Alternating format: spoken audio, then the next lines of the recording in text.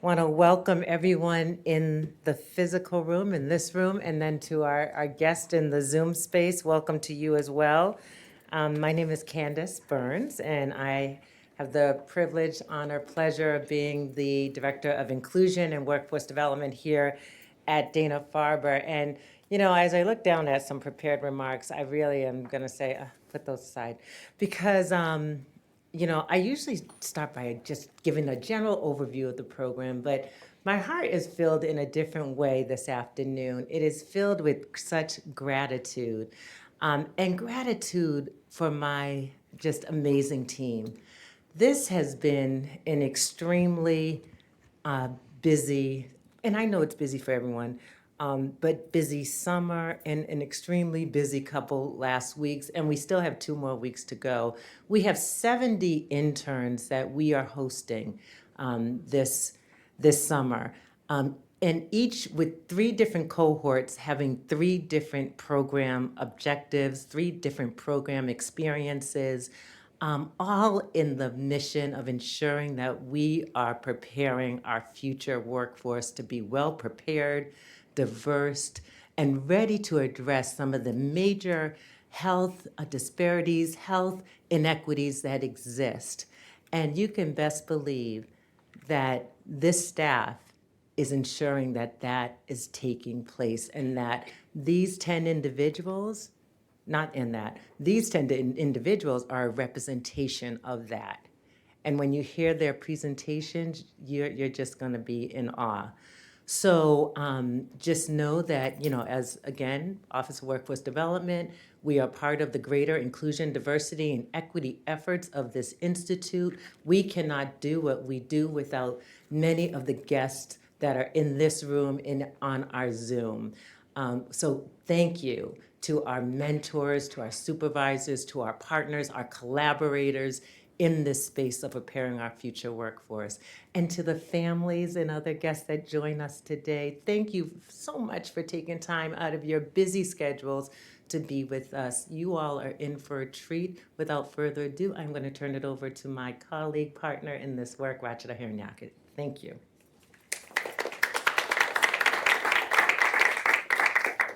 All right. Good afternoon, everyone. How you doing? Good. Good. So I'm Rachida Hernyakit. I'm the Senior Program Manager for Inclusion and Workforce Development and have been here for 10 years. And I would have to say I couldn't see myself doing anything else. Every day is a new day, and the interns really, really make the experience meaningful for me personally. And so I want to congratulate our 10 IDE Summer Administrative Interns. We did it. You've worked so hard.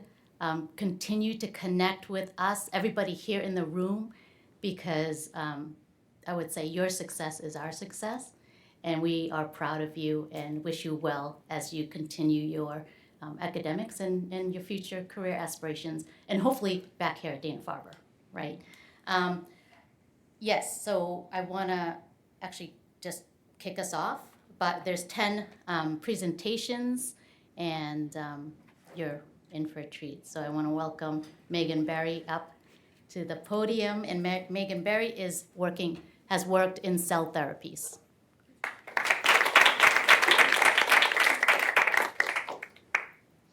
Hi, good afternoon, everyone. Thank you for joining us today to celebrate our 10 weeks over the summer at Dana-Farber. Today I'm going to, well, first I'm going to say my name. My name is Megan Berry. I had the pleasure of working in the Department of Cellular Therapies this summer. And this afternoon I'm going to talk to you all about my project work, our expected outcomes, as well as how this has tied into my higher education as an MPH candidate. So a little bit about my department. The Department of Stem Cell Transplantation and Cellular Therapies includes stem cell transplants, which are bone marrow transplants, and our peripheral blood stem cell transplants. And then our immune effector cell therapy program, which includes emerging therapies that help the immune system to fight cancer. This could be CAR T-cell therapy and some others. These therapies help to treat leukemias, lymphomas, other malignant disease like sickle cell and other malignancies. And a part of the Department of Cell Therapies, there's a lot of arms, but this summer specifically, I got to work in operations, external affairs, and our donor services. So I got to work on a number of projects this summer, but my first project was a process improvement effort for our stem cell transplant survivorship clinic. I went through the process of information gathering to assess the current state and to provide recommendations for improvement in the future. The first thing I did was data analysis. I did a detailed analysis of patient attendance and eligibility data from Otter, which is our data management resource, on a yearly and monthly basis since 2021, captured those in some visuals, and presented them to my team. Secondly, I conducted over 10 stakeholder interviews across our department to understand the current state of the survivorship clinic and get some recommendations for our future vision. I also utilized lean tools, including process mapping, value stream mapping, swim lanes, and a prioritization matrix to assess inefficiencies with our program and develop process improvement opportunities. And finally, I conducted research through a literature review on the incidence of long-term complications after these types of transplants to assess the proper utilization of subspecialties for patients specifically 1 year post this transplant. And this culminated with a pitch to senior leaders around the future vision and next step, and it included recommendations around an integrated referral pathway and better utilization of our staff. My second project was around access for multiple myeloma patients. Specifically, this project started out with market research around the incidence of multiple myeloma in Boston and Greater Boston to understand the type of education that we need to develop to allow our referring providers, community health centers, and the community in general to understand the incidence of multiple myeloma, the potential precursors, as well as questions to ask your doctor. And in doing this research, there was a clear understanding of the racial disparities that exist to access for multiple myeloma patients, and specifically African American populations, most notably Black men. And so in understanding this and kind of being around an access project, I worked with my team to develop Dana-Farber specific multiple myeloma educational materials, which will be used at our community health fair in partnership with the Harvard Street Neighborhood Health Center, who is hosting this, as well as the Cancer Care Equity Program here at Dana-Farber. This is a expired flyer, but specifically if anyone's interested, this health fair will be occurring on Saturday, September 16th, with a variety of representation from the community. My third project was around donor engagement, and I had the pleasure of working with our donor services staff to understand a related donor's journey through our department. I worked on a related donor guidebook, as you can see to the left, making it more easily navigated by the donors that interact with our team.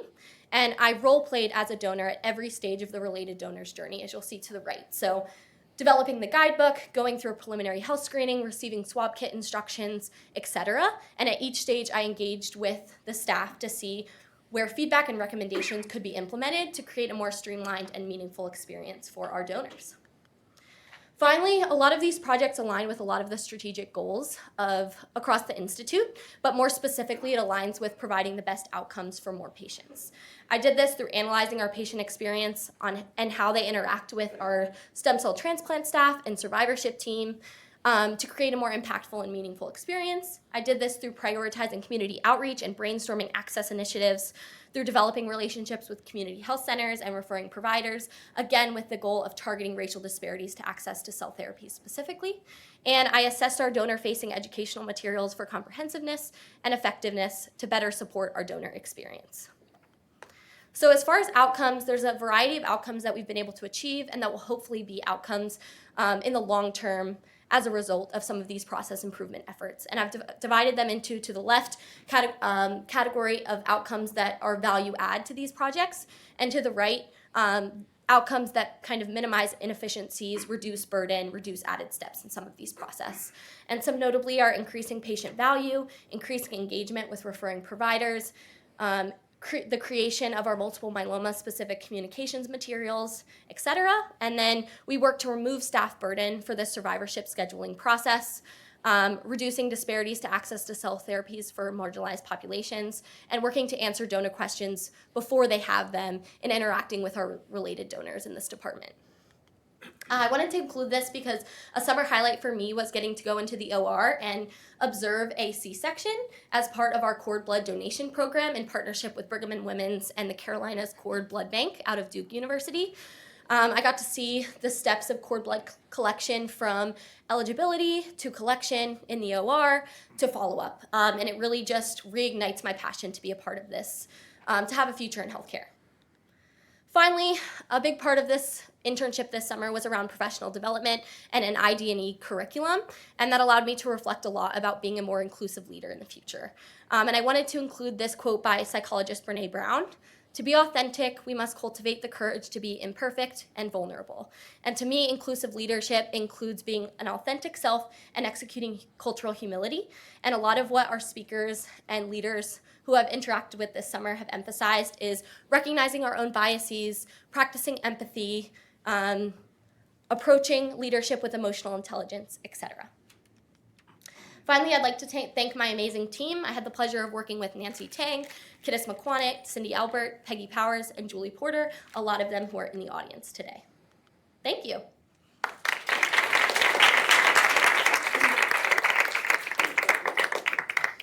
Stay up there, Megan. The interns love questions. So, any questions from the audience? Yeah? I was wondering what a related donor is. Yes, sorry. So as part of our donor recruitment kind of process and ensuring a donor for our family members and patients, they can be related as in a direct family member or unrelated as someone who's recruited through some of our national donor organizations. Thank you.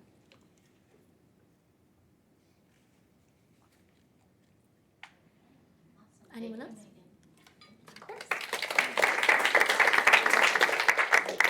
So really quickly, as you can see from Megan's presentation, these interns are doing a lot in the short 10 weeks and really contributing to their departments and the overall mission. So great job. Thank you so much. Our next presenter is Lily Bolandrina from Network Operations. Lily?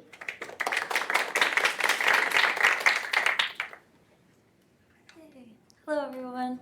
My name is Lily Bolandrina, and as Racha just mentioned, I was an intern in Network Operations this summer. So the Network Operations Department is in charge of the regional campuses for the Dana-Farber Cancer Institute with the goal to bring knowledge, research, and care to a greater number of patients through convenient locations closer to home. And the goals of the Network Operations Department is to help in logistic planning and all of the operations of the buildings. This includes like technology, software changes, and any of the changes that might happen with like the food that's supplied at the site. And then we also help build and maintain a sense of community amongst the sites as they're geographically quite far apart from each other, and ensure a smooth transition of patients and physicians as they move between sites if needed. And then my first large project that I'd like to talk about that I did this summer was helping with the onboarding of new patients. This year, the Network Operations Department was working to improve and enhance the onboarding process for new physicians. So to help with this project, I merged information from our old onboarding documents to new, more comprehensive ones, so that as administrative leaders were working with the onboarding process, we were able to make sure that we were up to date with the status for each physician as they came in.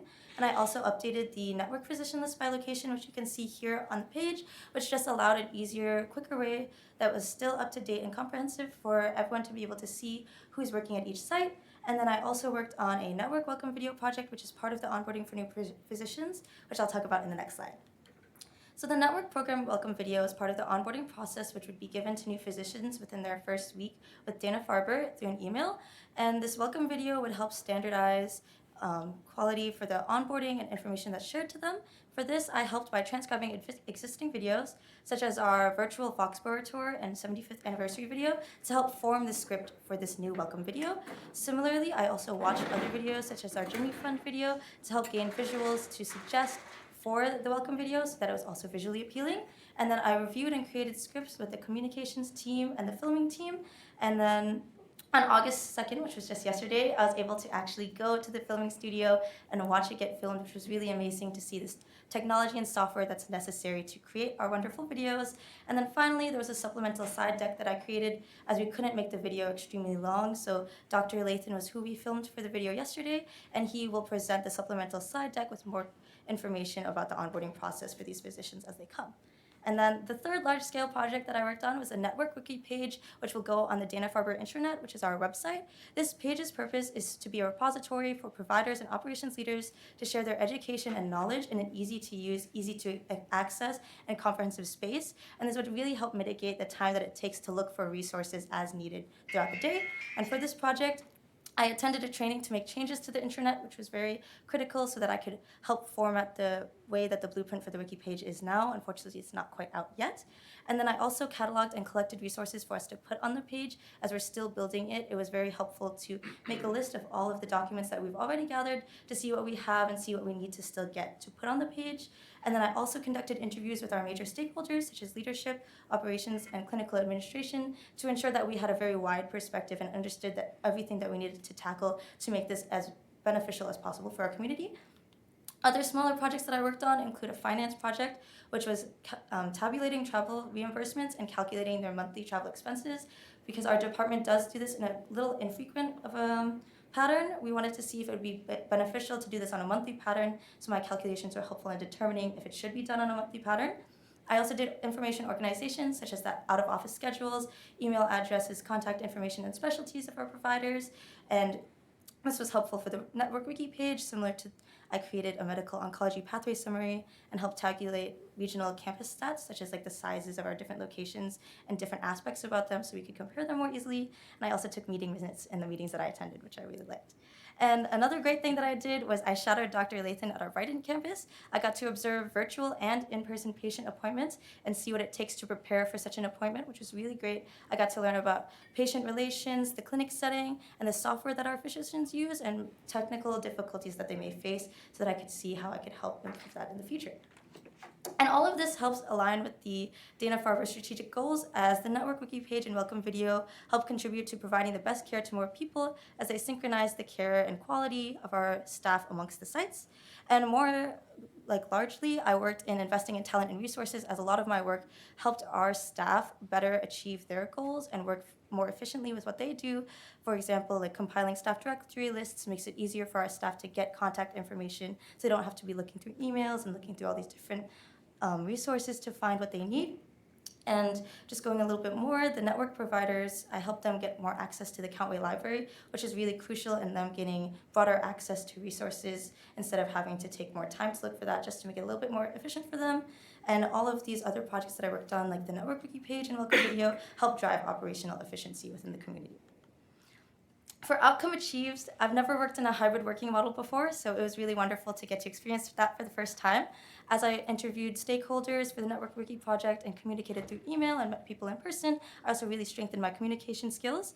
I also got to expand my network. As you can see, it was really lovely. We went on a Yes Harbor cruise together, and I got to meet people outside of the Dana-Farber community and make strong connections at that as well, which was really wonderful. And I learned a lot about the community here, how logistics work here, and all the different type of work that all of our staff does, which was also very great. And for inspiration to be an inclusive leader, I think that every single opportunity and every day that I was an intern here, I learned a lot. And my favorite thing that I learned during this internship experience is that this work environment was extremely supportive and inspiring for everyone who is in it. I've not really been in a work environment where everyone is happy to compliment each other and happy to say that we're all doing great work and that we're all working together and everyone has a part that's equally important, when you don't really think about that, especially if you're not on the medical side. Sometimes it's a little bit harder to see. But every day people were saying, oh, you're doing great and everything's really good and what you're doing is important.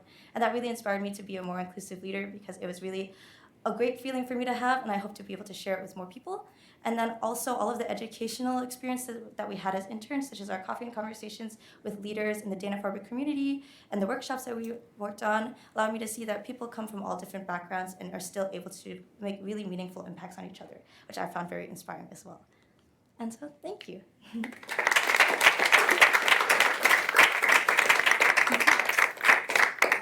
Questions for Lily? I have a question. Yep. Did you receive any feedback from physicians about the resources that you created, if they were helpful? Yes, so when I met with them in the stakeholder meetings, I was able to show them the network wiki page as well as tell them a little bit about the documents. I didn't get to show them exactly, and some of them are saying like, oh, I would rather prioritize something like an EPIC training tip sheet as opposed to just the picture of the regional campuses and where they are in relation to each other. And each stakeholder did have different opinions, so we had to combine them all together, but I did. Thank you. How'd she do, Mom and Dad? I'm used to her pace. I'm sorry? I'm used to her fast pace. Okay. I did want to draw to this slide in particular, and that's because the interns had a busy summer. You know, they did 40 hours a week, but some of those times were in professional development. The coffee conversations were on Zoom, so they met with senior leaders, including Dr. Glimsher, to learn about their career path. Emotional intelligence was taught by our learning and OD colleagues, and then we had a leadership presence, and so it was a busy summer with entrance. And there were 3 socials, ice cream, barbecue socials, and a cruise of the Boston Harbor. So, yeah, thank you. Great job. All right. I'd like to introduce our next speaker, Alana Curtis, who worked for the Division of Philanthropy in the event fundraising team. Alana? Hi everyone, my name is Alana Curtis. I'm a rising senior at the University of Richmond, and this summer I worked on the event fundraising team. So what is event fundraising? Event fundraising is kind of broken into a few sub-teams. So there's special events, which runs internally run events, like the Scooper Bowl was what you would recognize them from. Special projects runs more niche fundraising events, like Cow Parade, which just passed. There's the baseball team that runs all the baseball-related fundraising events. They do this by working with MLB teams like the Red Sox, the Woo Sox, Little League teams in schools, and you would know them from Jimmy Fun Day, and community fundraising events, which is the team that I worked on this summer, that connects with members of the community that externally want to host their own fundraising event, and we give them the resources that they would need to put on a successful fundraising event. So these resources include Dana-Farber banners to make it a more official event, facts and figures about Dana-Farber that they can share with their donors, and they work to connect the community to Dana-Farber's mission. So my summer was kind of split into 2 different sections. So first, I worked at a lot of fundraising events, which was a really awesome experience. So I worked at Scooper Bowl, Jimmy Fun Day, and Cow Parade. Through these events, I got to learn about event logistics and what is needed to run a successful event, between talking with vendors and sponsors and getting everything set that way. It was also really great to work on such a strong team. None of these events can run with just one person, so you really need to have a cohesive team. We had some weather struggles in some of our events this year, but I really got to see how that strong team was able to recover and adapt to those issues. The next projects that I worked on were really outreach projects. So first I worked with the Junior Jimmy fundraisers, and this is school recruitment, so getting mostly elementary, middle, and high schools to come join us over at Dana-Farber. For this project, I mostly worked on data collection. I collected data from around 500 schools. This data included basic data such as address and things like that, but also a contact person at each school and whether or not they've worked with us in the past. And I also worked on sorority and fraternity outreach. Sorority and fraternities can actually raise tens of thousands of dollars, and that's often underutilized. So for this project, I found a contact person at different chapters at local colleges and universities, and I personally reached out to them to ask them to join us over here. And the goal of this is really just to connect young people to the mission. Expected outcomes. So this school outreach for the Junior Jimmy fundraisers is going to be conducted this fall, and there are both numerical and like how many people join us, how many schools we can recruit, and financial goals for that, but those aren't exactly nailed down just yet. But our main goal is that students will join us raising funds, and that we can really recruit people of all ages and show them that it's never too early to get involved in philanthropy. So I thought this really aligned with the goal of investing in talents and resources. Event managers who host their own community fundraising events use their various talents to attract donors and create resources for Dana-Farber. And talents is really whatever they can bring to the table. So we have everybody from little elementary school kids hosting lemonade stands and then donating the money to Dana-Farber, or people hosting huge galas. So really whatever they can personally bring to the table, we're happy to have it. And the CFE team really uses their interpersonal skills and invests time in retaining and recruiting new donors to ensure reliable resources. Becoming an inclusive leader, working on this team really showed me the importance of teamwork. These events need every single member of the team. It showed me it's really important to get to know every member of the team and their strengths and their weaknesses to make a cohesive team and make sure these events run smoothly and that people are there to pick up any slack when we're running these events. I also really saw that people of all backgrounds donate to Dana-Farber. You never want to overlook any sort of age group and their great ideas that they can bring to the table. I got to shadow meetings with potential new CFE managers, and we had some high school students coming in with their own ideas, their own fundraisers that they want to host, that they came up independently without any help from teachers or parents or anything like that. So to me, it really showed me that it's important not to overlook anybody's ideas, and it's really important to make sure everybody has the opportunity to engage in philanthropy. Thank you. I want to thank the entire event fundraising team, and a special thanks to Sarah Eldridge, my manager, for the guidance and hands-on experience. That's all.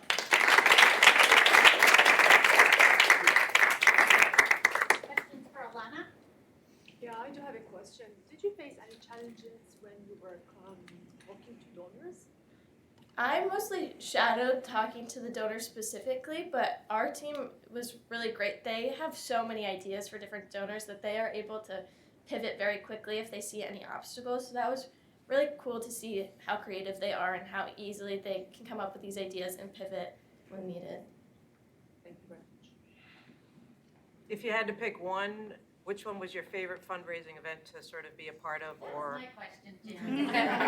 Scooper Bowl was really fun because it was my first one, but it was a little crazy because we had some crazy weather, but it was Weather was also really cool to be at Fenway for Jimmy Fun Day. Thank you. All right, great job. Thanks a lot. Okay, our next speaker is Kavya Ganupati. Kavya, come on up. And Kavya worked for the Nursing and Patient Care Services with their clinical and professional development team.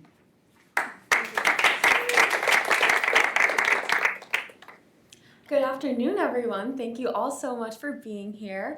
My name is Kavya Ganupati. My pronouns are she, her, and I had the honor and privilege to work in the Nursing and Patient Care Services Department with Dr. Kisa Boyd, who is at the National Black Nurses Conference right now in Atlanta, so that is very amazing. Very proud of her. Also, it's her birthday, so happy birthday, Kisa. So this is the organizational chart of the NPCS, or Nursing and Patient Care Services Department, led by Dr. Ann Gross, who is the Chief Nursing Officer. As you can see, within the NPCS department, there are a variety of different departments that all work in tandem to create the best NPCS that we can have. Within NPCS, I worked specifically in the Center for Clinical and Professional Development under the leadership of Dr. Janine Runquist. And within that, I worked with Dr. Kisa Boyd, who is the Director for IDE within NPCS. Dr. Kisa Boyd was the first Black ambulatory nurse here at Dana-Farber over 24 years ago, and now she has transitioned into this new role as director. During the summer, Kisa and I were able to really discuss how structural bias, social inequities, and racism play a large role in health in our community, at Dana-Farber, and in care with our patients. We really strived to enhance cultural humility, decrease any biases that patients and staff might have had, in order to make sure that all staff and patients felt included, connected, and like they were getting the best equitable care possible. This overall supported Kisa and my goal for really reshaping the landscape of health equity. Here's a picture of some nurses at the Oncology Nursing Society. We were able to collaborate with some of these amazing nurses, as you will see in the next couple of slides. Some of the main projects we worked on was the development of leadership focus groups for NPCS based on the 6 IDE foundational modules. Secondly, we were able to conduct presentations at the Foxborough and Chestnut Hill regional campuses. And lastly, we collaborated with the Center for Career Development within CCPD in order to enhance access for clinical assistants to gain a nursing education. These clinical assistants might have financial barriers or are from marginalized backgrounds, so we were able to help them gain access. Looking deeper at the presentations that we conducted, one of the presentations we did was at Foxborough. So, regarding the steps that we took, first we met with the nurse director, Katie Magni, at Foxborough to assess the problem that was happening there, which was discriminatory behaviors between patients and staff members. Secondly, we collaborated with Dr. Michelle Jacobo, who is the Director of Psychology Services here at Dana-Farber, to really understand the underlying factors of why a patient or a staff member might engage in discriminatory behaviors towards each other, to really understand what mental health aspects, what biological aspects are really happening in the brain to interfere with a situation.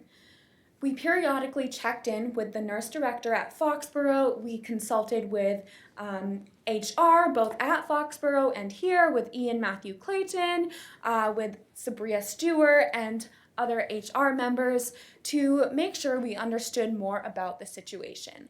And finally, Kisa and I, on June 30th, went to present on bias-based discrimination from patients at Foxborough. The Chestnut Hill presentation followed the same steps, similar steps in a different lens. So first, we completed and took in-depth notes on the 6 foundational modules developed by the wonderful Human Resources Department. Next, we met with Chestnut Hill nurse managers and nurse directors by going to their campus and really understanding what was happening, talking to the manager and director to understand what was happening between staff members. Next, Dr. Kisa Boyd and myself reflected on that conversation and looked into our tools that we gained from the foundational modules and other IDE webinars that we attended to develop the best way to intervene in this situation. And lastly, last Friday, we went to Chestnut Hill to present to their clinical assistants on unconscious bias and cultural humility. Our goal was to enhance cross-cultural communication to make sure that patient care could be emphasized and that any discrepancies between staff members could be addressed.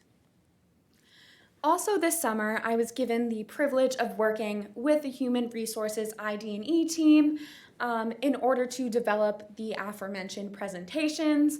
Furthermore, Dr. Kisa Boyd and I sat in on some quality and patient safety meetings, the director of which is Dr. Caitlin Donahue. So we were able to work with this department to enhance the safety reporting system to make sure it includes the pillars of IDE as best as possible. And lastly, I was able to shadow the Cancer Care Equity Program and attend meetings between NPCS and CCEP in order to enhance the patient navigation program in the regional campuses to make sure marginalized populations can get the care that they need and deserve. Some key takeaways from this summer are that regardless of clinical or administrative or any other operational role, every single role matters here at Dana-Farber in order to make sure that patient care is centered and equitable. I definitely had imposter syndrome coming into this department, not being clinical, but I really was able to learn from every single NPCS member that everyone matters, everyone has a story to tell. Secondly, I learned that there's always room to grow and learn. Dr. Kisa Boyd has been a nurse for over 24 years. She has experience as a Black woman living in today's society, but she inspires me because she's always looking to learn more about IDE and how she can be a more inclusive leader. That has really inspired me. I also really resonate with Dana-Farber's value of I before D&E.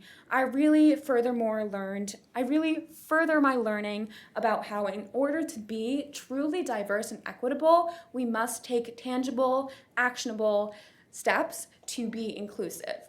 This all ties into how stories, connection, and empathy matters, whether it be in connecting with nurses, clinical assistants, NPCS leaders, and Dana-Farber as a whole, or whether it's connecting with patients. The connection, the stories, and empathy matters in creating that inclusive leadership. So wrapping up, I just want to thank Rachida and Candace for truly creating a insightful, rewarding experience for all of us interns and really trying to engage us the entire summer. It has been a wonderful experience. Thank you to Dr. Kisa Boyd, happy birthday. Thank you to all of these wonderful departments, to Dr. Ann Gross and the whole NPCS team, to my fellow interns, you rock, and to Dana-Farber overall. Thank you very much. Okay,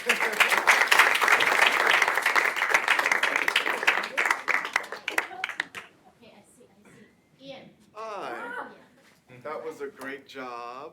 We really appreciated having you with us this summer. Congratulations. My question is around, so you went and delivered trainings to the clinical assistants. How did they receive the trainings? Yeah, thank you so much for the question. I'm honored. So last Friday, we went to Chestnut Hill to give the presentation on unconscious bias and cultural humility. We wanted to make it an interactive experience, and Sabria Stewart from your wonderful department made sure that Kisa and I knew the importance of making interactive sessions. So we had a lot of discussion questions surrounding unconscious biases. There was a lot of room to discuss scenarios that have happened at Chestnut Hill, possible scenarios that could happen, and a lot of reflection. So they were really, really conversational, more conversational and engaging than Kisa and I had anticipated, which was very exciting and refreshing to hear. So I definitely believe that this is not just a one and done thing. There definitely needs to be reinforcement in this sector. So at the end of that presentation, Kisa had mentioned that she's more than excited to go back and continue such lessons. I believe that this work is never over. Thank you so much. Thank you. Great, thank you. I want to pause and take a pulse of our guests on Zoom, Deb. So I don't want to forget about that. Any questions from our guests on Zoom? Nothing yet. We're good? Okay. All right, thank you. So I want to introduce our next speaker, Izzy Garver, who worked in business initiatives and alliances. Izzy? Hello, I'm Izzy Garver. I worked on the Business Initiatives and Alliances team this summer with Emily Bromley and Heather DiLorenzo. Our team supports this main mission of expanding the impact and reach of Dana-Farber's clinical expertise through collaboration, and we do this by these different guiding objectives, also by being broken up into 4 different sub-teams. So we have the regional and national team, which works on domestic collaborations, the international team, which works on international provider collaborations, the employer-payer collaboration team, which works with our Direct Connect program and other direct-to-employer partnerships, and then also the solutions team. So this works on the different products we have, such as the Pathways product. This summer, I worked on 2 different projects, and they both supported our strategic goal of providing the best outcomes to more patients, and this was by increasing the number of patients that can access care at Dana-Farber. The first project I worked on is related to our Direct Connect program. Direct Connect is a free-to-employer benefit, and it acts as a concierge service to help navigate patients to Dana-Farber. I was looking at different healthcare navigators and alternative payers that we could partner with in this group. So currently we're partnering with different healthcare navigators, such as Pinnacle Care, which works with high net worth individuals, and EDH, which works with different employers. And then also looking at alternative payers. So I completed a landscape review identifying about 50 different potential healthcare navigators and alternative payers, and then came up with a list of 5 potential partners, and we're currently doing some outreach with 3 to 4 of these groups. The second project I worked on was this review of Memorial Sloan Kettering and looking at their different business development areas. And I'll talk about this project throughout the rest of the presentation, but the goal was to look at their business development efforts and compare them to what we're doing at Dana-Farber. For this project, I broke it out into 4 different steps. The first was focusing in on MSK, since they're a top competitor to us. They're also nationally ranked in cancer care and located up here in the Northeast. I then did a very broad review of business development, so I was looking for things such as brand partnerships, different products they're making, and provider partnerships. I reviewed MSK's website, looking at their financial statements, as well as press releases and doing some other Google searches. After I had all this broad information, I then wanted to refine it and did this comparative grouping, where I grouped everything into 6 different categories. And then once everything was categorized, I then did a comparison between MSK and Dana-Farber. One thing to note about this project is that everything is based on public information, so there could be things that MSK is engaging in that we're not aware of because it's not publicly available. So this was one of the key findings, was the different business development areas. The first is products and licensing agreements. So these are products either created by MSK or in collaboration with MSK. I was then looking at patient support and navigation, so what their patient support and navigation service is and the different apps that support it. And then looking at capital investments, so seeing what types of organizations MSK is investing in. For second opinions, this was trying to understand what platforms MSK is using, as well as who the customer is, so if it's a direct-to-consumer platform or direct-to-employer. And then looking at provider partnerships, so these are non-MSK-owned providers, so other providers either nationally or internationally that MSK is working with. And then also looking at commercial partnerships, so this could be the health navigators, alternative payers, and brokers.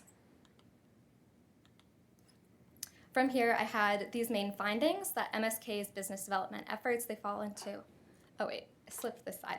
So I did a comparison looking at the business development efforts between MSK and Dana-Farber once it was all categorized. And we can see that on the right, but I'll go over some of the main takeaways. So for products and licensing agreements, I found that products were very similar between MSK and Dana-Farber. However, there is this novel product that MSK has created, which is their own telehealth platform. For patient support and navigation, we both have very similar pathways, like our Direct Connect program, and MSK has their MSK Direct program, but they also have these complementary apps supporting their program.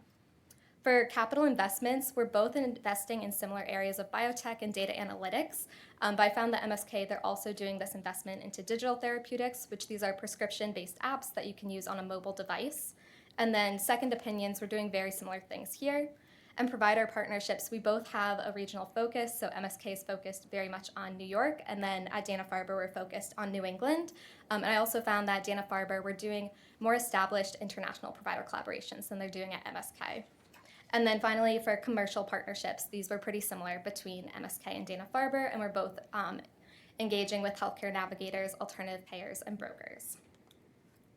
So the key findings are that MSK's business development efforts, they fall into 6 main categories. And overall, MSK and Dana-Farber, we have very similar business development efforts. However, there are some differences. One of the main ones is that MSK seems to integrate technology into the patient's experience throughout. So we saw this through different patient support apps that they have, creating their own telehealth platform, and also investing in digital therapeutics. And then another difference is that Dana-Farber, we have more established international provider collaborations than they have at MSK. Finally, I'd like to conclude with my reflection on leadership, and I use this graphic because I really think it's a blend of all of these things that impacted me as a leader. So it's being able to work every day with Emily and Heather and seeing how they lead both internal and external meetings, and then attending the different intern workshops, so the workshops on leadership development, emotional intelligence, etc. And then I also really appreciated the coffee and conversation chats, especially the chats I was able to have after the coffee and conversation, so talking with Ian and understanding how really any department is able to impact IDE. At business initiatives, it's by expanding the number of patients that can access care at Dana-Farber, and then also talking to Dr. Ye and learning how to find your edge and use that as a skill in your career. Thank you.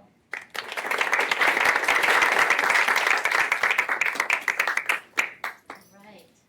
Any questions?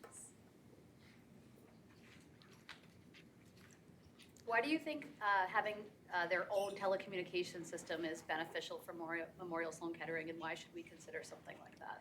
Yeah, so MSK, they originally were using a different EHR system. They've recently switched to Epic, but their previous EHR system, it didn't have a good integration for telehealth. So they came up with their own telemedicine platform in 2021. And they've continued to use it even though they're using Epic now. They use it more to make the virtual experience feel like an in-person experience. So you're able to share the link with like either family or other people on the care team to really create that in-person feel while virtually.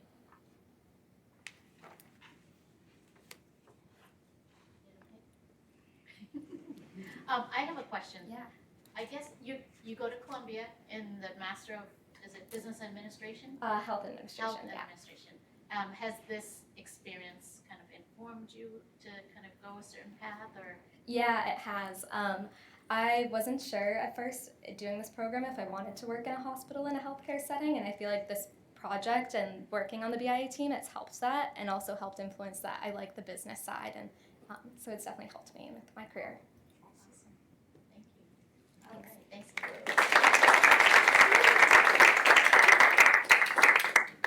All right, our next speaker is Jack Kelly with Supply Chain Operations.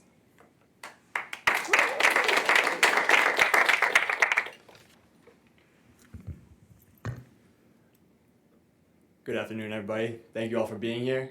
My name is Jack Keller, and I intern in Supply Chain Operations.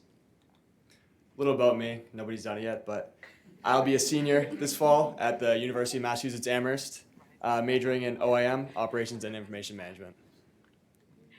So a quick agenda. I'll start off with Dana-Farber Supply Chain Management mission and vision statement, along with a brief scope of service. I'll make a brief internship schedule overview, because I know it's a little bit different from the other interns. I'll cover some highlights, I'll reflect, and obviously some acknowledgements at the end. So DFCI, Supply Chain Management Mission and Vision Statement, it's on the slide. Feel free to read it, but the basic scope of service of supply chain, what our goal is to get products and services where they need to be, when they need to be there, more efficiently and more reliably. We don't want nurses, doctors, or whoever to worry about having said product on a shelf. They have bigger things to worry about. We want that to be second nature. So here's my summer schedule. It was actually split into 5 parts, roughly 2 weeks in each department, starting with the clinical trials kit room. Shout out Chris. That was on site. And then I moved over to the purchasing team, which is a remote role. This photo was taken while I was with the purchasing team. Me and Mike Katzif, we were able to attend Nesham's annual golf tournament. -3, but that doesn't matter. Then I moved to the contracting team, which was also remote, and then to accounts payable, which was a hybrid role, coming in at least once a week, and then with the systems, analytics, and reporting team, which is another remote role. So a few highlights. It was tough to have a summer-long project being bounced around multiple departments, but here are a few tasks and projects that I completed. So with the purchasing team, through GHX e-invoicing, ODAP, I was able to take care of match exceptions between invoices and purchase orders. And when the invoices and purchase orders don't match up, we're not able to pay these.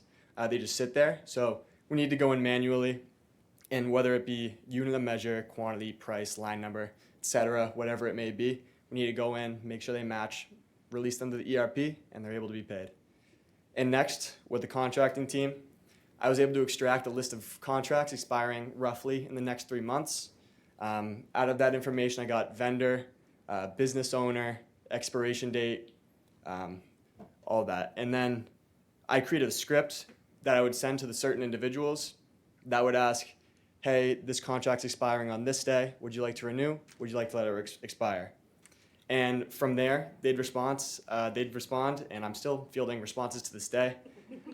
Whether that may be, yes, I'd like to work to renew, or no, it can expire, we're done with all of that, or asking questions for clarification or additional documentation, I would help them with that. And then lastly, with the systems, analytics, and reporting team, I learned and assisted in setting up MetaTrade vendors, and these vendors are not fully integrated with Dana-Farber, and we pay GHX for this service. It's basically outsourced to them. They take care of those vendors, and it gives a lot of work off of our back and gives us time to do other projects. And next, utilizing SQL, which was a large part of my course load last spring.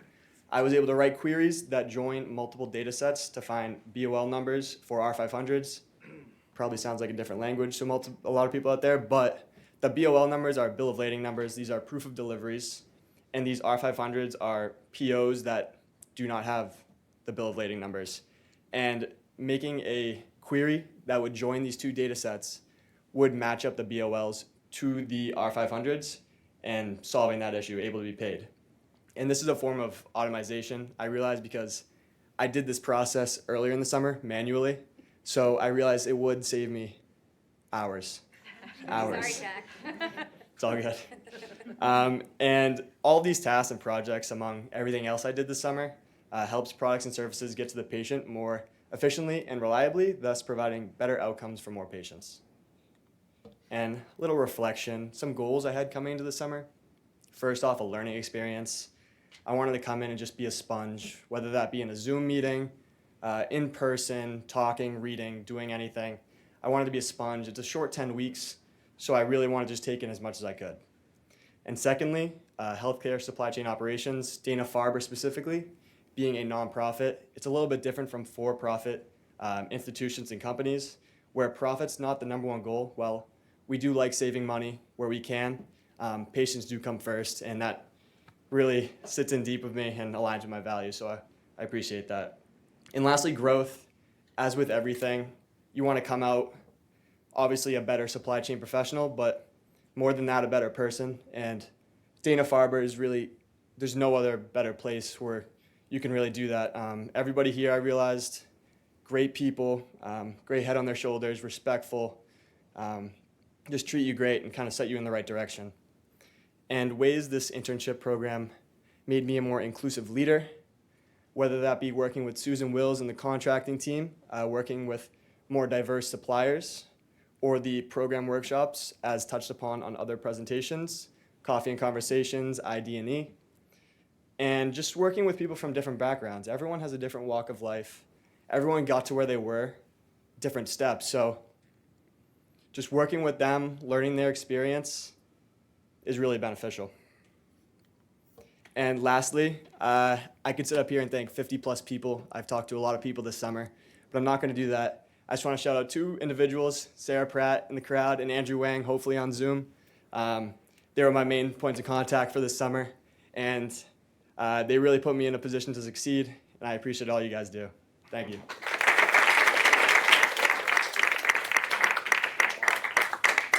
Questions for Jack? Oh, Sarah.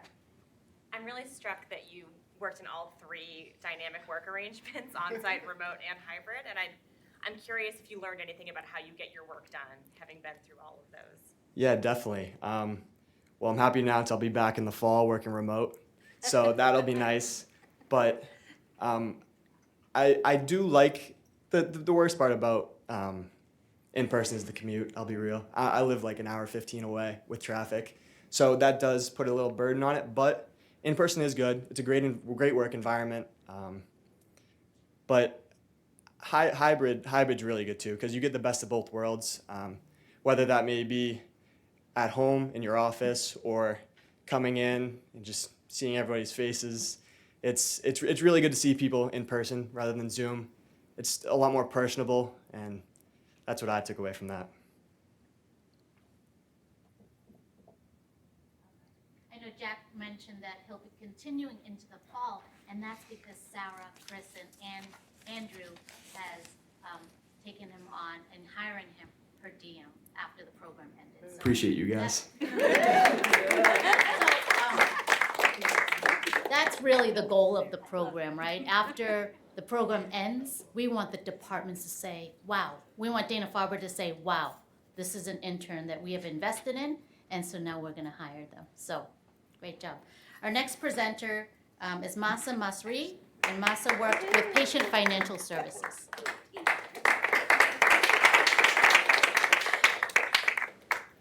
Hello everybody, thank you so much for being here today. My name is Masa Masri. I'm a senior studying public health at Boston University, and I'm also pursuing an MPH in healthcare management at BU as well.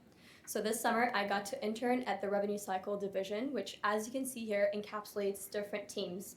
There's denial prevention, billing compliance, access and financial engagement, referrals and clinical authorizations, health information services, patient financial services, and the team that I got to work under, which is Revenue Cycle Operations. Although there's different teams, they all work under the same goal, which is to manage the financial aspects of patient care from the initial point of contact to the final payment from the payer, whether that's insurance or the patient himself. Revenue Cycle Operations, before the first week of my internship, I got to shadow the different teams in the division to better understand the Revenue Cycle Operations' role within that division.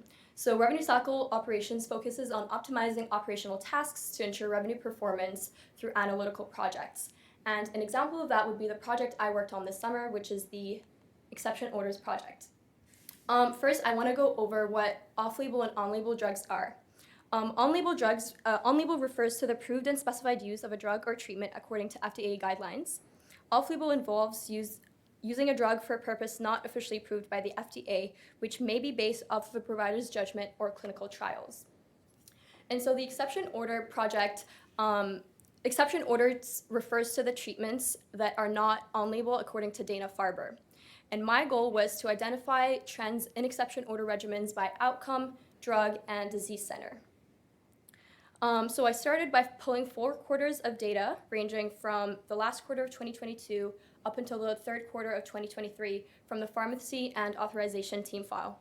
I updated the physician to the disease center reference sheet, and I quantified exception order regimens. I then created a pivot table for regimen volume, disease center, order status, ABN waiver, and I analyzed those trends.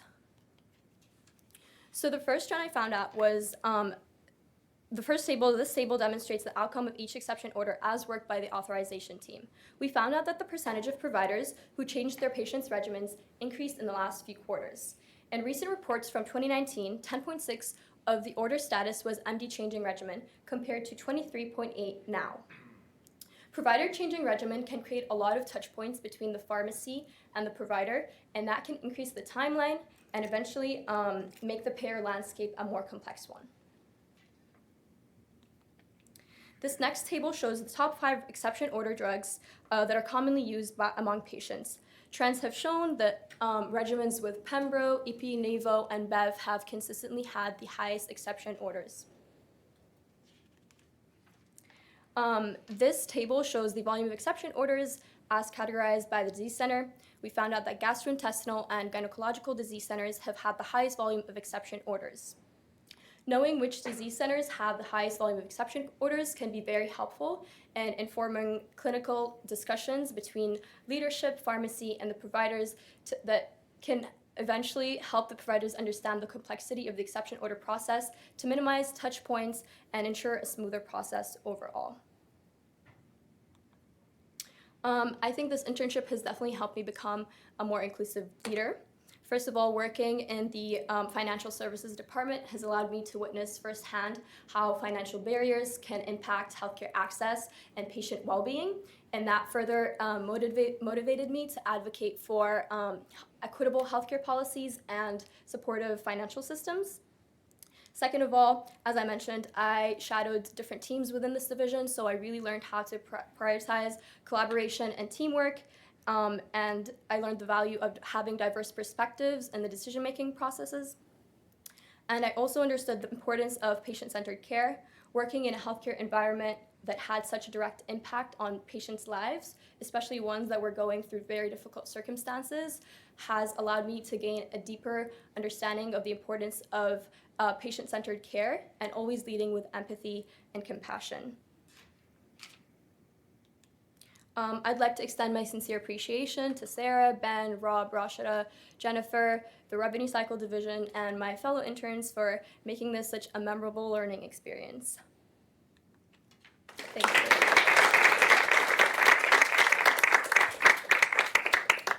Questions from Masa? How would you describe the role of third-party payers in cancer treatment? Third-party payers as in like insurance? Yeah. So when I shadowed the different teams, I noticed that there's commercial insurance, which the process to get like commercial insurance to pay for off-label treatments is very difficult. And there's also Medicare and like the public insurance, which that's also like challenging in its own ways. And we also make, over here, we have ABN waiver, which is pretty much the waiver that patient needs to sign if to acknowledge the fact that they will be responsible for their own treatment if their insurance doesn't cover that.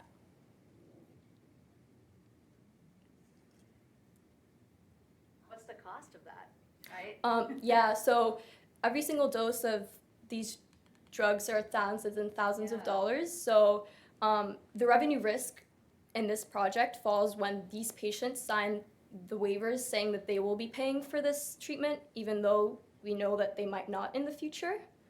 So that's like where the revenue is. Does the hospital use some of the fundings to cover that cost for the patients? Yeah, Dana-Farber is a nonprofit, so they do that, yeah. Any questions on Zoom? Our friends on Zoom? Deb? No, but we have a shout out from Maxine. She said amazing job. Thank you. Awesome. Thanks, Deb. Thank you. Great job. Thanks, Mom.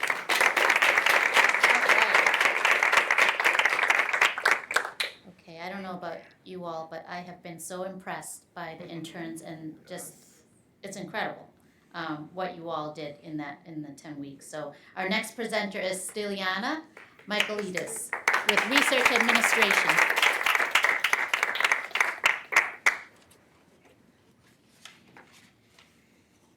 Hi everyone, my name is Stiliana and I was an intern this summer in Research Administration. I am a rising senior at Boston University. I'm studying human physiology on the pre-med track. So what Research Administration does is provide user-friendly services to Dana-Farber faculty to promote an environment that facilitates world-leading cancer research. They establish and administer institute policies. They oversee the administrative management of research programs, and they support research across all of Dana-Farber. So one of the projects that I worked on this summer was to decrease the number of missing kits that were occurring on Yaki 2.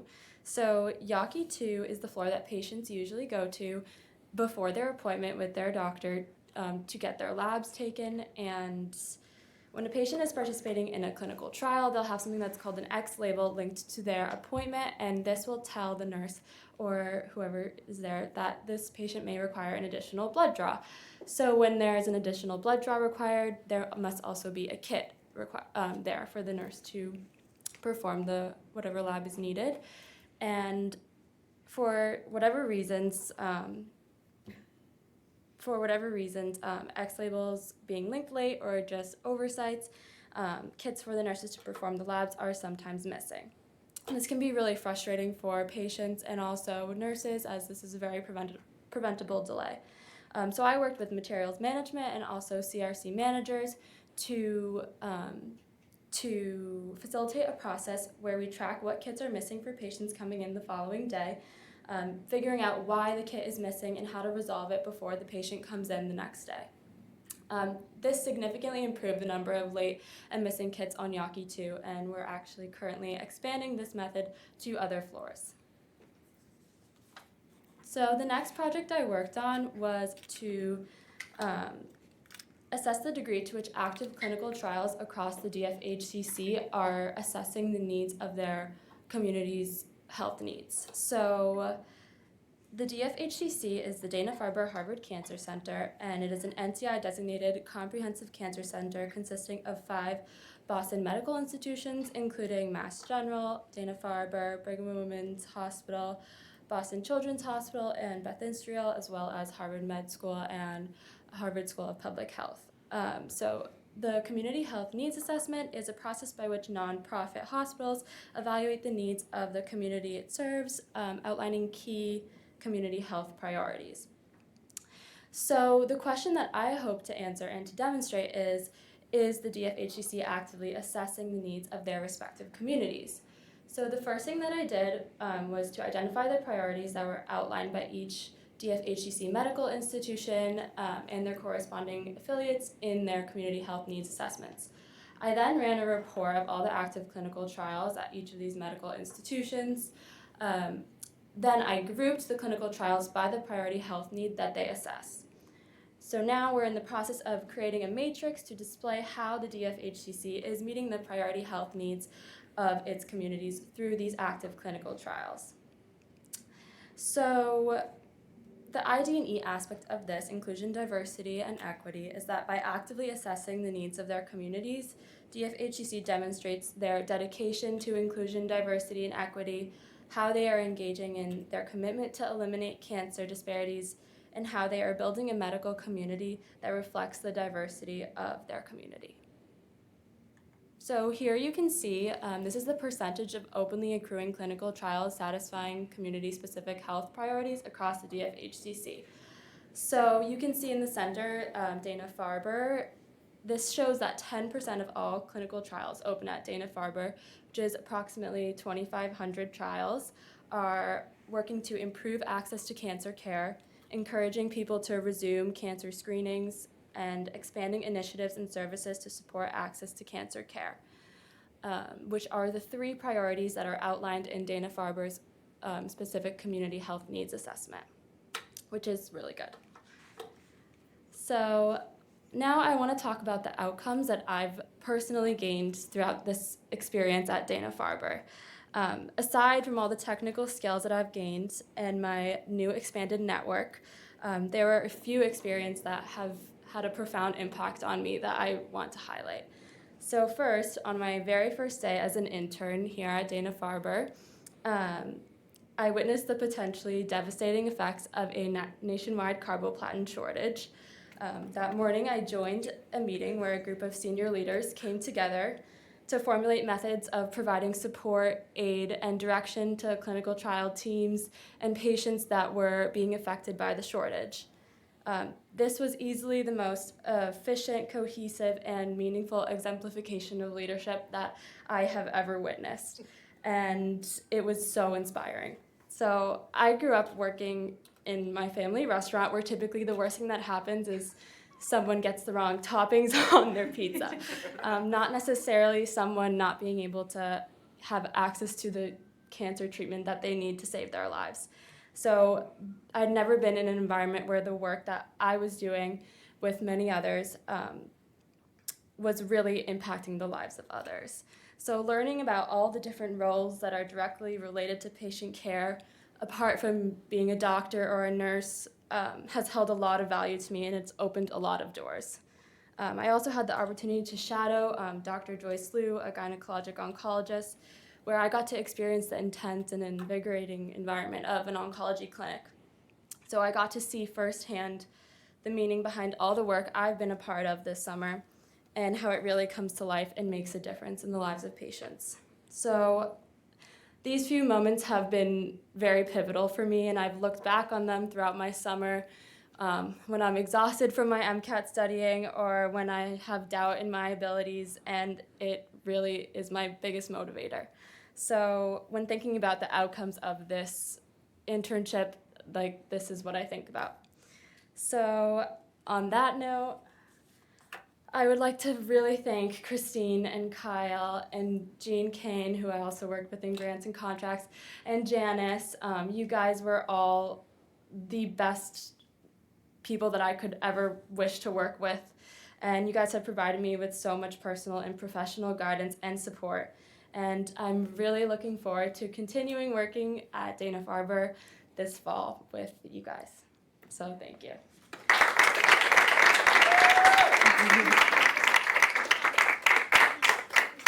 Any questions? Yeah, I have a question. Yes. So when you absolutely, destroy the MCAT in a couple of months, do you think as a provider you will participate in clinical research? Yes. Yeah. Yes, for sure. The impact that I have seen clinical research have on patients and the lives of patients and their families has been so extensive, and that is where I want to be. Thank you.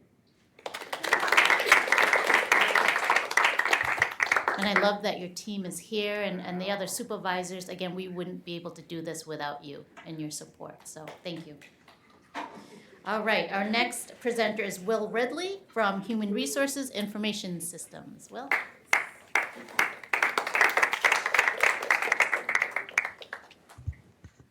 Good afternoon, everyone. My name is Will Ridley. I'm a rising senior at the University of South Florida, so I get to avoid the cold winters here, which is a great thing in December.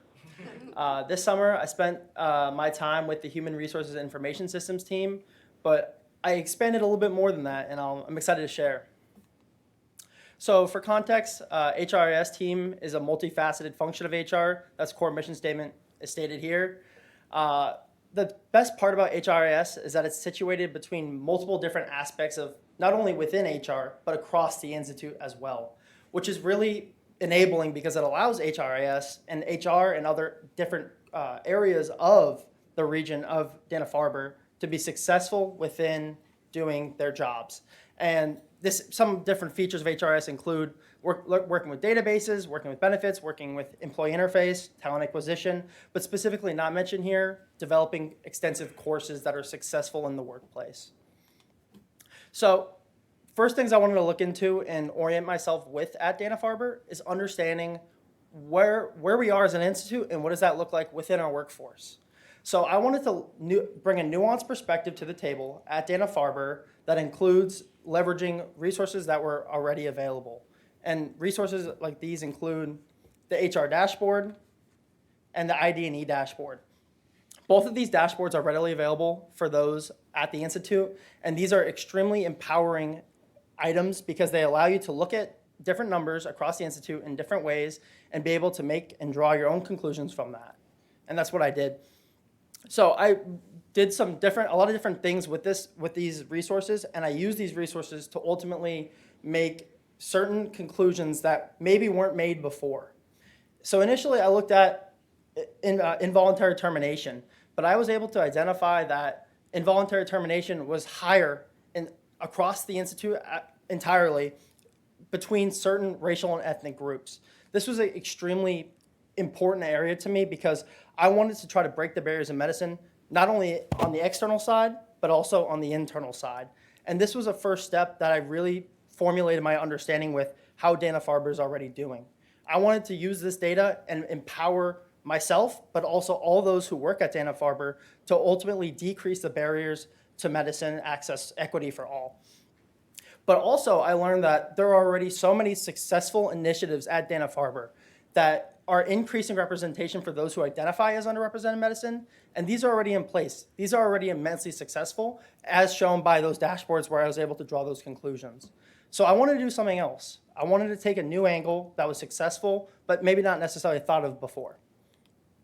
So not only looking at the numbers alone is great, but you need more context to understand what these numbers represent. So that's what I did. I looked at attended multiple high-level committees to understand a specific topic that really needs help.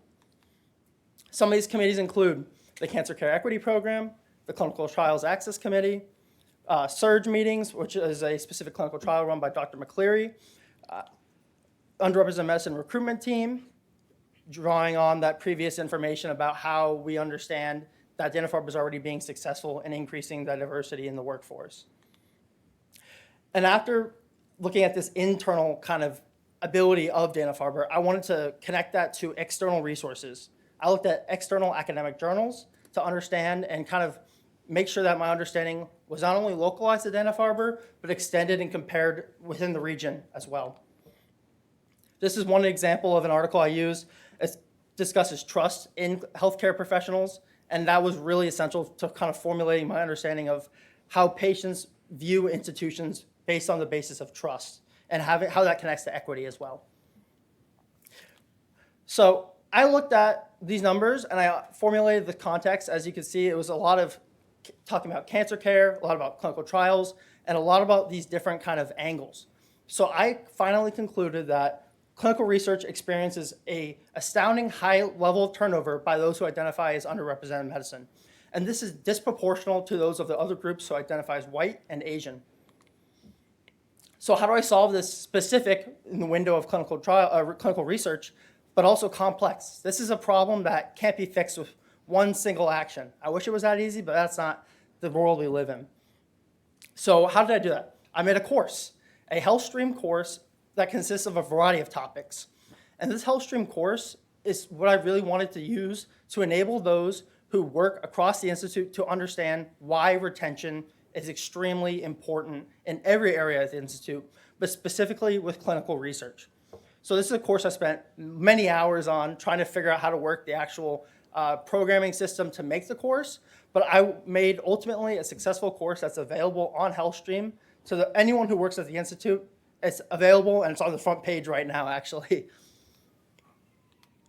So my initial outcomes kind of identify these 2 points. I looked at providing a new lens to the leadership team in HR to consider workforce, turnover, and equity.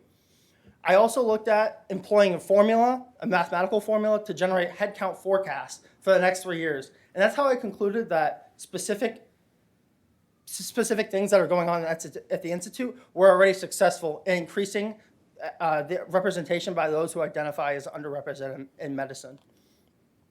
So what did I want to use this course for? What's my objectives of this course? So first, I wanted to reduce turnover discrepancies in clinical research. That's fundamentally the primary purpose of that course. I'm rolling it out tomorrow to the general public, so everyone will be able to sign up on HealthStream or via email, a link via email. In addition to that, I wanted to explain the importance of a diverse workforce and how institutional trust is empowered by it. The whole idea of trust is extremely prevalent when we look into academic research and understanding with how we connect that to the patients. And from there, I really also wanted to increase the conversation around inequity by telling a story through the capabilities of data. So within this course, I identify a lot of different kind of features that are going on, specifically within clinical research. And I wanted to be able to empower that data and make people feel comfortable with that. Because a lot of people are very nervous or scared about data, and they don't really know how to leverage it. So that's a really key feature of this course, is taking this data we have and how do we move that? How do we make that into a plan that will successfully increase retention within not only clinical research, but across the Institute as well? And I just want to shout out Suzanne Brown and Elle Callahan, who have been key in my managers and key in allowing me to develop this super complex course. That was something I was super unfamiliar with, but both the analytics that Suzanne Brown has guided me through and the course making that Elle and Maria have really helped me with allowed me to direct and comprehend one cohesive story that I told through my course and will hopefully be successful. And I'm happy to take any questions.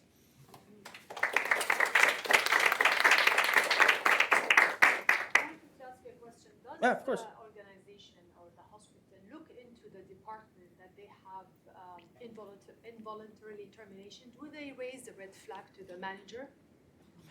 So the expectation is that senior leaders and managers alike are looking at this data, but my hope is that since they're already looking at this and reporting this, they're not necessarily looking at specific reasons why involuntary turnover is happening.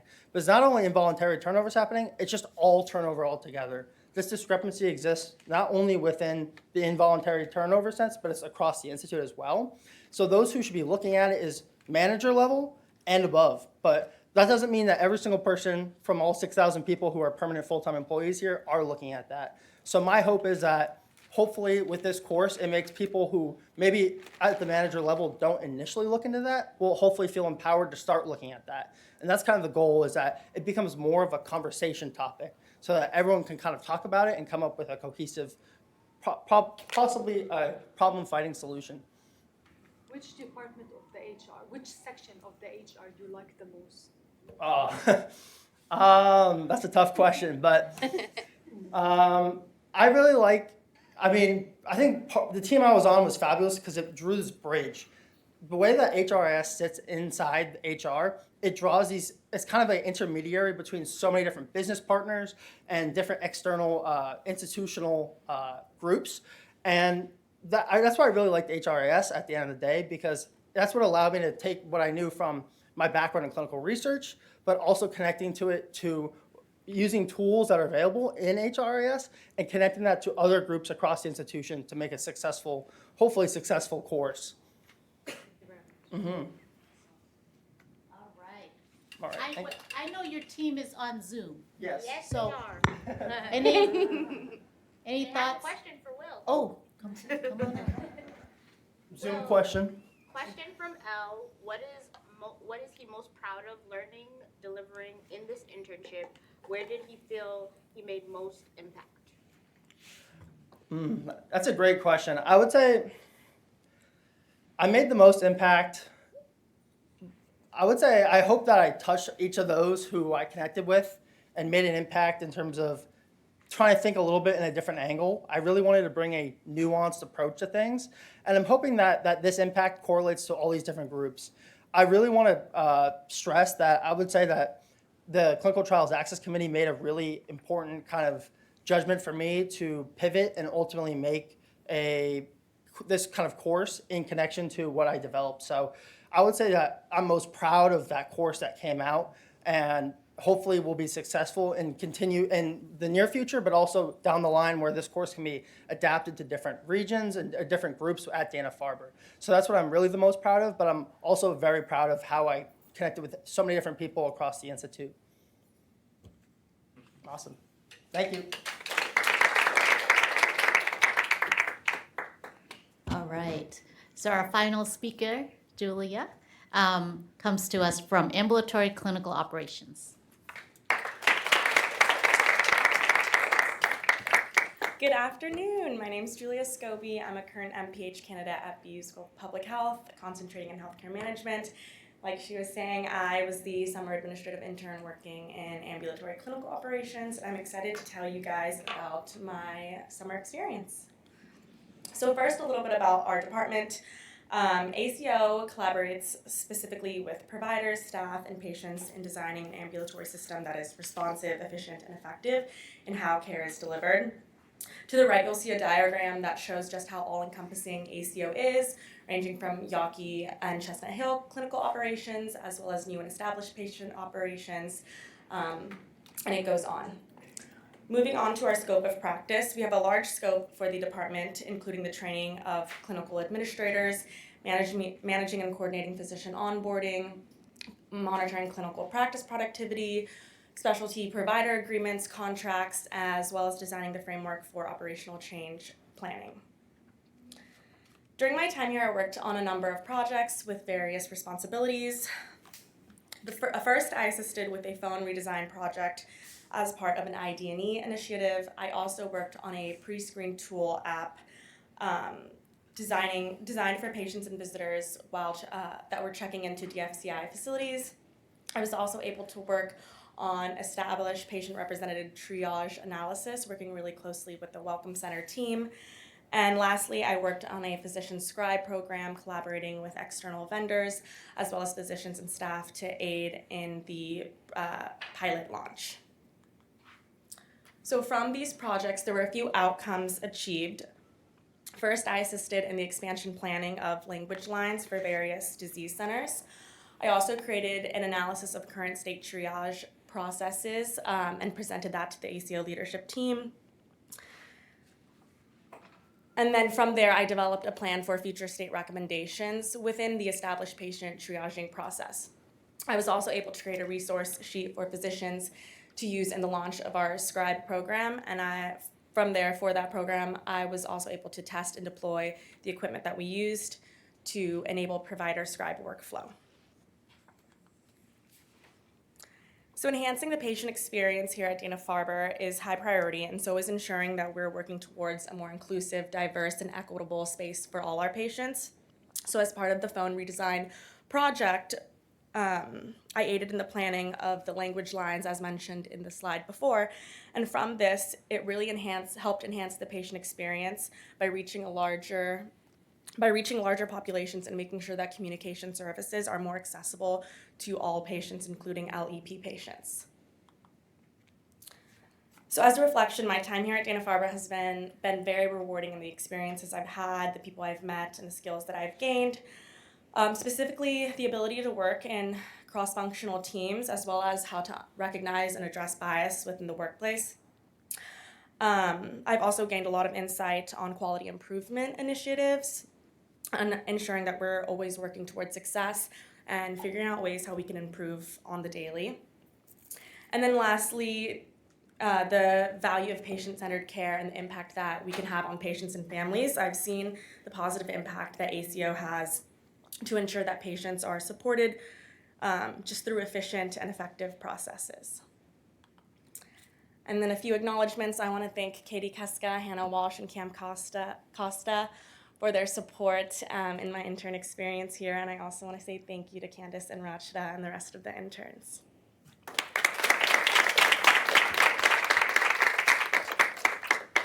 Any questions?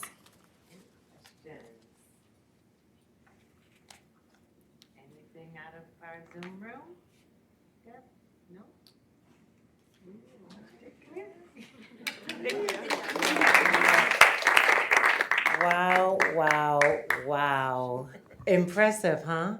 So listen, I'm just going to conclude by saying thank you to all of our interns. You have made some amazing contributions to this Dana-Farber community. Hopefully you, and as we saw from your reflections, you too have benefited from the experience. We are going to wish you the best of luck as you return to school and finish your academic studies. We are looking forward to seeing some of you back here in the fall and helping us in part-time capacities. And then to the rest of our guests, thank you so much for joining us. We, again, could not do this work without the mentorship, the supervision, the support from families, and of course the support of leadership. And want to call out Ian Matthew Clayton, our Chief Inclusion, Diversity, and Equity Officer here at Dana-Farber. Thank you for all of your support. And a final thank you to our IDE Workforce Development Team, Rachita, Dev, Gabby. Really, this work is what it is because of each and every one of you and the work that you put into it. So thank you. All right. Thank you. Please help us finish the cookies. Yes, refreshments in the back. And as Alana mentioned, the weather was a little iffy this summer, so we have umbrellas for our interns.